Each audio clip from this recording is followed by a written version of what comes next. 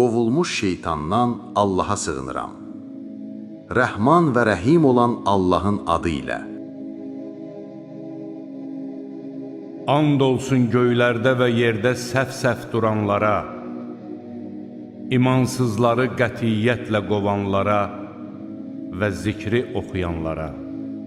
Həqiqətən sizin məbudunuz təkdir.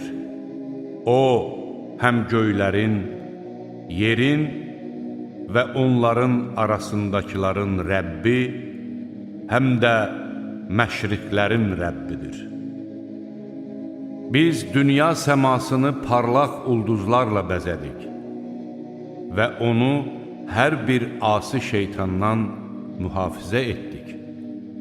Onlar artıq ali topluma, mələklərin söhbətlərinə qulaq asa bilməzlər və hər tərəfdən üstlərinə yandırıb yaxan alovlar yağdırırlar və oradan qovularlar.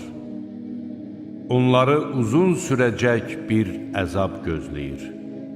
Lakin şeytanlardan hər kim o söhbətlərdən bir söz qapıb qaçarsa, onu yandırıb yaxan parlaq bir alov təqib edər.